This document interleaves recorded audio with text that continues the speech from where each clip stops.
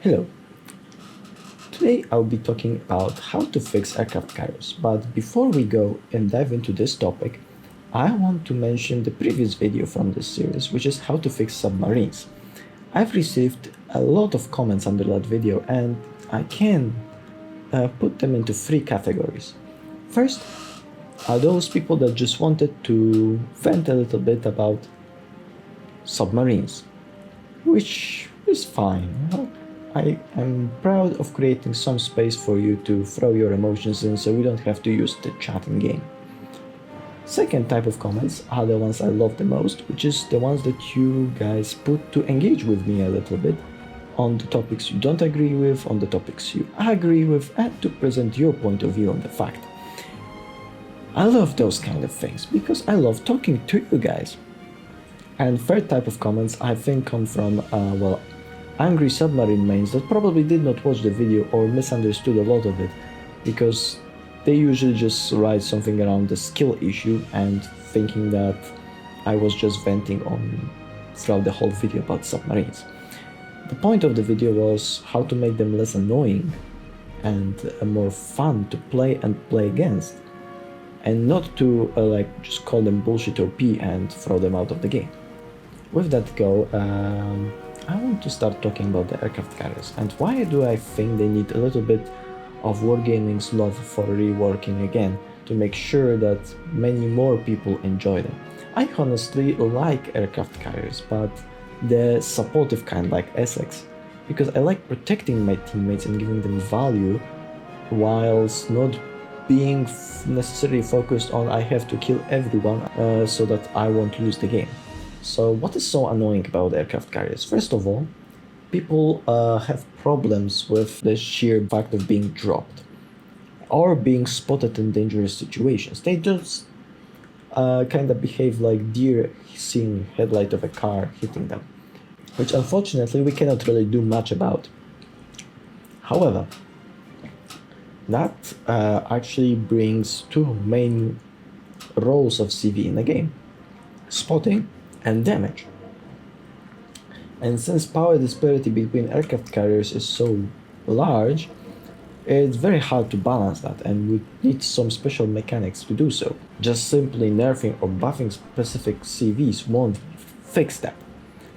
So what do I want is balancing between spotting and damage. The more spotting you can do, the less damage you should do as well, and vice versa. So how do we make it? First, we need to limit spotting a little bit with a mechanic that I would love to be introduced, which would be the radio signal.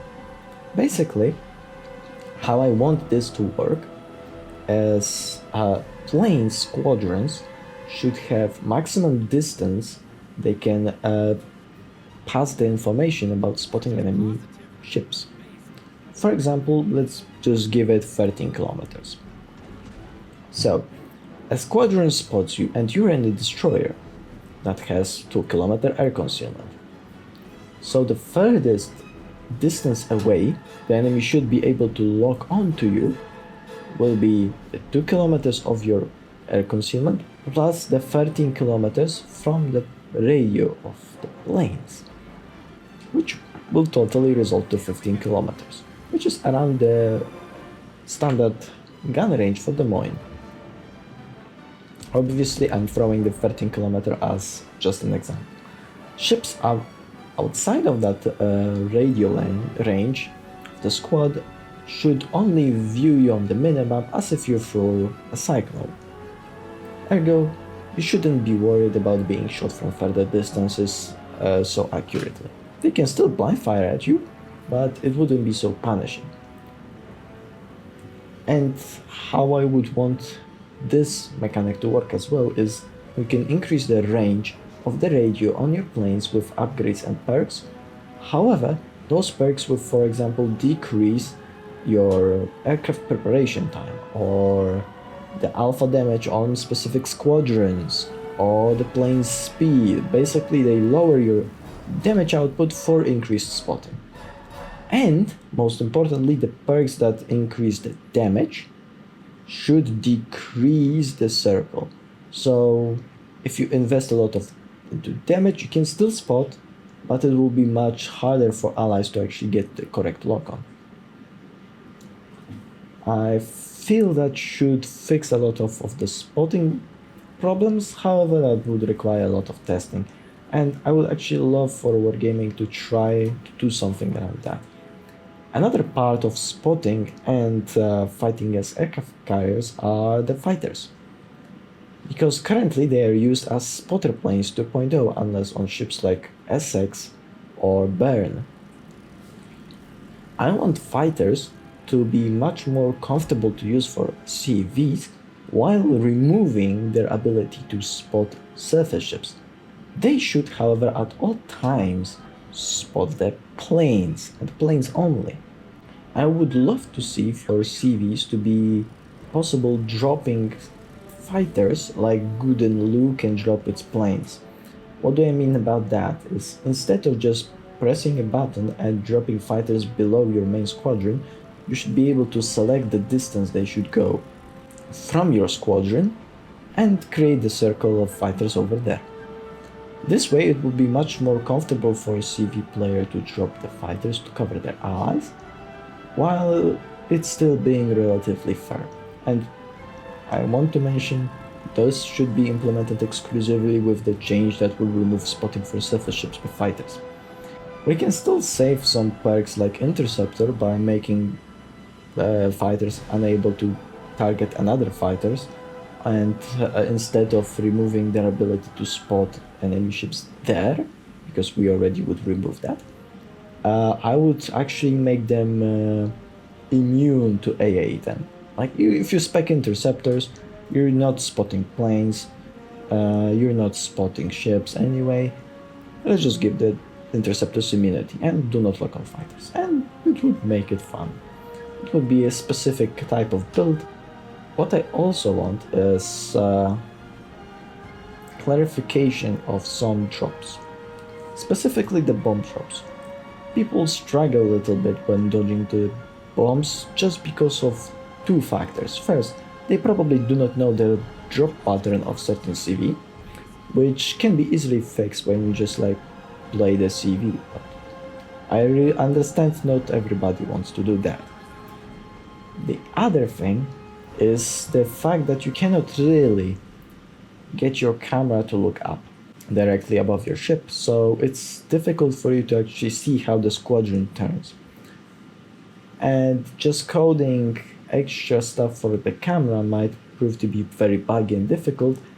The very easy fix to that is if you see a squadron, like if the squadron is detected and it's actively dropping you, what's stopping Wargaming from giving you a little bit of a circle? Like it can be a dot, it doesn't even have to be like the drop pattern.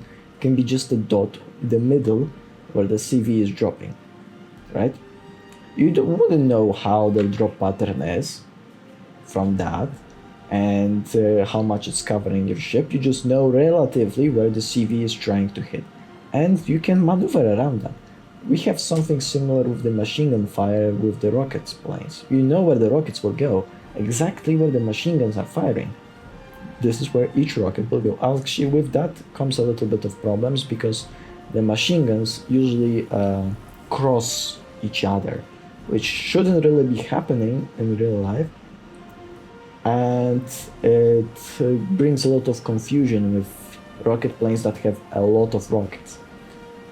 I understand that they have to go around the whole circle, but Wargaming, like, just make sure that the visuals are aligned. Like, the plane on the far left shouldn't really fire rockets on the far right of the circle. You make the calculation, just align the indicators, okay? It's gonna be significantly easier for people and less confusing. And the last change I want is to torp planes. Aerial torpedoes are relatively easy to hit. I think it's the easiest squadron to actually hit a drop from, and very punishing, and I want them to be more risky with a little bit higher reward. So what I would want to actually see is to increase the damage that comes from the torpedoes, but to compensate for the from the damage, you actually need to risk a little bit by dropping them. And what you would need to risk is missing. And how I would want to do that? It's very simple. Just make sure that the torpedo protection actually works. How I want it to be calculated. When you hit somebody in the torpedo protection with a CV dropped torpedo, not only the torpedo protection should reduce the damage count that comes from the torpedo, the damage that was done should be healable with the amount equal to the torpedo protection value.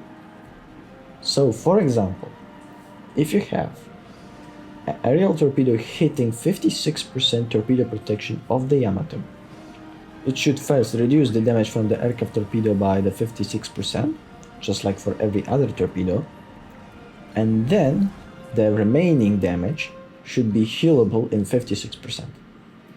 So around 25% of the damage that was dealt by the torpedo, the original damage of the torpedo, would be healable, and the other one would be non-healable. Ergo, it would be better than it is now. The CVs would be required to actually risk missing the ship by aiming at the aft or the nose, because this is where the torpedo protection is not present. Simple? Simple. BBs would have much easier time. Or the CVs would just have to go with the torpedoes on the ships that do not really have the torpedo protection, such as cruisers. But those would be harder to hit in general, because they are more maneuverable. Okay, so with changes to CV squadrons and fighters, I would actually want to address the surface ships a little bit as well. I want more interaction between the aircraft carrier and the surface ship. And I want to propose an ability for some ships with dual-purpose main battery. And it would be to disable it. It would work in a very specific way. You would get a button that upon pressing would disable your main battery for the duration of the shell switching time, for example. After that, you won't be able to use your main battery to shoot at enemy ships. Instead, this main battery will increase your AA range and will add extra flak and generally increase the damage. It shouldn't really increase it that much. It shouldn't be better than Def AA, because then it will make Def AA obsolete. It should be something in the middle of the road, between increasing it basically like the priority sector to increasing it like the Def AA. You could turn it off at any time with the same penalty of, couple seconds of the shell switching time. And I think this ability would be nice for ships like Shinkaze that actually has dual-purpose main battery, Minotaur that has dual-purpose main battery but it's never used in the game. Holland actually has it coded to be a dual-purpose main battery, and it actually counts as flag, but not really. The Wargaming actually dug this up a little bit in terms of how many flag comes from certain main battery, because I don't believe that 4 guns would create just 1 flag sometimes, but very often that's the case. And in terms of this button, I also know that Yamato, for example, had the beehive shells and technically could count as dual-purpose main battery, but come on, let's just be serious for a little bit. That actually damaged the guns, so let's just test this ability a little bit on the smaller ships. I think it would be a pretty neat one. I also want to mention some hybrid ships. We have plenty of those, and not every single one is OP or even good. Like we have Halfar that's pretty sucky, but we also have Hildebrand that is complained for people a lot.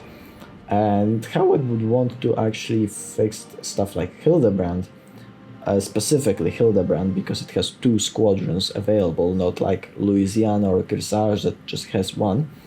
I would want them to specifically have only 1 squadron. If you pick like the torpedo plane squadron, you have to obviously improve it. If we leave the dive bombers, we can nerf it a little bit, but give it faster preparation, not like 5 minutes, but maybe like 3. Make it basically German version of Louisiana. and the other squadron should be replaced with the deployable fighters, like the ones I proposed for the CVs to have on the squadrons instead of what we have right now. They wouldn't be able to spot, obviously. It's just like, there will be the same things that I want CVs to have, and we'll just still create that circle. However, instead of like consumable charges, maybe just give it infinite with longer cooldown. For example, when they go off, you have to like wait 30 seconds instead of 10 that CVs do have now. It would make it so that the Hildebrand would be less pressing and more protective. I think that would be a cool change, actually. So, in summary, I would want CVs to be more balancing between spotting and damage, to make spotting less oppressing but more of a tactical choice, and more comfortable ways for CVs to drop fighters, reducing spotting from fighters to only planes, and clarification of the bomb drops, making them more higher risk with the torps. And this will already fix a lot of problems about what we have right now in the game. I made also an episode about proposed changes about wargaming and why I think some of them are good and why some of them are bad. And yeah, I would love you guys to actually give me a little bit of your own opinion about it. Because maybe I'm just the weird guy that actually likes fighting aircraft carriers, however they are, and just enjoys shooting down planes and giving that a extra challenge of, you can be detected at any time and killed off. I really like this kind of playstyle, but not everyone does. And I understand that, it's fine. This is why I made this video, to propose my changes to make it more exciting, and maybe those people will actually keep an open mind and think a little bit about that. So yeah, see you guys next time. I'm gonna be making more of the World of Wasps talk episodes in the future. Every Friday I'll try to create one and certain ship class, maybe some other topics that you guys would love to hear my opinion about. And yeah, see you guys next time. Silent out.